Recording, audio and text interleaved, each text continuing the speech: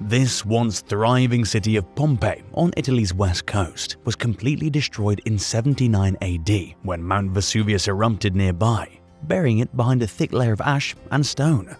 Even though the eruption took place about 2,000 years ago, the town, including its structures and in some cases its residents, were preserved in a way that was never before possible. Since the first excavation, Pompeii has been the longest continuously excavated site ever discovered. Some areas remain a mystery, with a third of the city still buried. Every day, archaeologists looking for new discoveries are treated to some extraordinary finds. Pompeii. This town, founded by the Oscans in the 7th century BC, was at the center of an important crossroads between the Greek towns of Cumae, Nola, and Stabiea. Pompeii is located on the west coast of Italy along the shores of the Bay of Naples, south of the modern-day city of Naples, and was an independent town until she fell under the influence of Rome in the 2nd century BC. The town eventually became an attraction for wealthy Roman vacationers who enjoyed the Campania coastline. Like the Maldives, Hawaii, and the United Arab Emirates, the town of Pompeii, roughly 5 miles from Mount Vesuvius, was a thriving vacation destination for the most illustrious Roman residents by the turn of the 1st century AD. If you walked to the paved walkways, you would be blessed with amazing views of exquisite homes and magnificent villas, many of which were adorned with priceless artwork and brilliant fountains. Due to the city's fertile volcanic soil, the region was a hub for olive, grape, and other crops, and wine from Pompeii was savored in some of Rome's wealthiest homes. Pompeii was a bustling city where evidence of even the most minute aspects of daily life could be found. The structures of this old city are equally spectacular. An amphitheater, a gymnasium, a central swimming pool, an aqueduct that covered more than 25 public fountains, more than 4 public baths, and numerous private homes and establishments with notable features. Now, isn't that amazing? At every time of the day, the factories, craft shops, taverns, cafes, brothels, and bathhouses were always busy with tourists, townspeople, and enslaved people going in and out. People gathered at the 20,000-seat gymnasium and laid out on squares and flea markets. Pompeii continued to have a luxurious lifestyle until 79 AD when Mount Vesuvius erupted, with volcanic ash beginning to roll down Pompeii. A large population of the city went down with the city, and a few nearby towns were negligible to find. Mount Vesuvius was a prominent stratovolcano in southern Italy and is best known for its 79 AD eruption, one of the deadliest in European history. The eruption of Mount Vesuvius in 79 AD is one of history's most well-known. Several towns and minor settlements in the area, which were part of the Roman Empire at the time, were destroyed. The most famous examples are Pompeii and Herculaneum, which were obliterated and buried beneath massive pyroclastic surges and ashfall deposits. Both cities had a combined population of over 20,000 people. So far, the remains of over 1,500 people have been discovered at Pompeii and Herculaneum, but the total death toll from the eruption is unknown. 16 years before this great disaster, a massive earthquake struck the Campania region in 63 AD. Scientists now understand that this quake offered a warning rumble of the disaster to come. While some relocated and settled in another part of Rome, people still flocked to the shores of the Bay of Naples, and Pompeii grew more crowded yearly. Even earlier that year, numerous minor earthquakes rocked the Pompeii region. According to the historian and eyewitness Pliny the Younger, the populace brushed off the tremors since they were not particularly frightening because they occur frequently in Campania. Mount Vesuvius erupted again just after noon on that fateful day. The blast sent a cloud of ash, rock, and scorching hot volcanic gases into the sky that could be seen for hundreds of kilometers.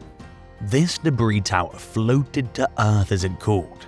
First the fine-grained ash, then the lightweight fragments of pumice and other rocks. According to the only eyewitness account of Pliny the Younger, most Pompeians had plenty of time to flee, and many did. Those who remained in Pompeii, Herculaneum, and neighboring towns deteriorated rapidly. Breathing became more and more difficult as the amount of ash in the air increased. The city was covered in meters of ash, the buildings began to collapse, and the overloaded roofs caved. As if that weren't enough, the next day, a pyroclastic flow, a burst of superheated gas and crushed rock traveling at 100 miles per hour erupted down the mountainside, vaporizing everything and everyone in its path. Pompeii was covered in millions of tons of volcanic ash by the time the Vesuvius eruption finally stopped on the second eruption day.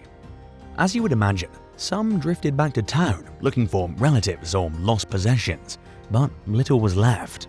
Pompeii, the nearby town of Herculaneum, and several nearby villages were deserted for many years. Rediscovery of Pompeii. It is only natural that many people believed that the eruption had entirely destroyed the city, so Pompeii remained mostly untouched until 1748. Although, in 1599, the remains of Pompeii were first uncovered by an architect named Domenico Fontana, who came across the ruins as he dug a new course for the River Sarno. However, Fontana merely looked at the artifacts and ruins before burying them again. In 1748, a group of explorers looking for ancient artifacts arrived in Campania and began to dig. These explorers were led by a surveying engineer named Rocco Giacchino de Alcubierre, under the command of King Charles Bourbon of Naples, to search for ancient artifacts.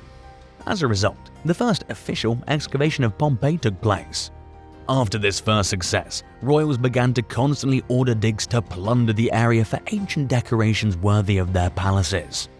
Archaeologists did not begin properly studying the area until the 1800s to avoid damaging any remaining ruins. It was discovered that the ashes had acted as a marvelous preservative. Underneath all that dust, Pompeii was almost exactly as it had been 2,000 years before. Men, women, children, and animals were discovered with their bodies frozen in place. Many of the bodies discovered later were still clutching valuable household items they'd hoped to take safely out of town. Some bodies were discovered with their arms wrapped around children or other loved ones. Uncovered jars of preserved fruits and loaves of bread littered the streets. Most of the city's buildings were undamaged, as were everyday objects and household goods. Temples, shops, cafes, bathhouses, and homes have all been discovered in the city. One of the most significant discoveries was the city's amphitheater, which could easily accommodate 2,000 people. The buildings depict Pompeii's incredible history by displaying the city's citizens' wealth, class division, and everyday habits. There were also some strange discoveries, such as a mosaic displayed on a home's outside wall that translated to "Beware of the dog" in Latin, and the discovery of a giraffe bone. It's the only giraffe bone discovered in Roman Italy, demonstrating Pompeii's love for exotic foods. Pompeii's powdery volcanic ash had really proven to be an excellent preservative. Pompeii's fast food joint Unearthed. In 2019, a 2,000-year-old thermopolium, which means fast food and drink counter, was excavated by archaeologists in Pompeii. The thermopolium in question is located in an area known as Regio 5. They found the floor made of polychrome marble.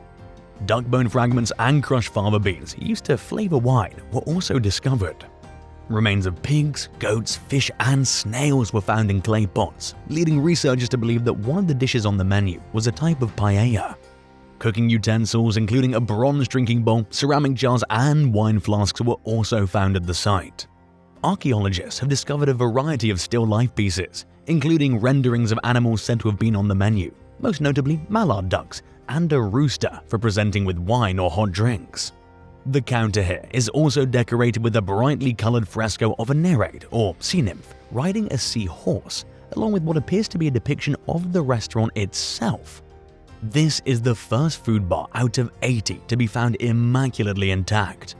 Several other thermopolia have been discovered in the archaeological park. The snack bars were primarily frequented by the poorer residents of ancient Pompeii who did not have a kitchen. Snacks like coarse bread with salty fish, baked cheese, lentils, and spicy wine were sold there.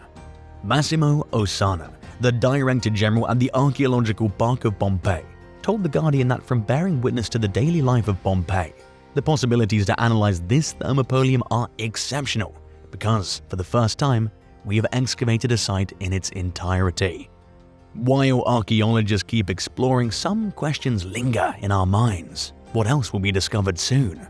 How long will this extraordinary embodiment of history remain? Please share your thoughts in the comment section below. And if you enjoyed this video, kindly like and subscribe to our channel. Thanks for your time.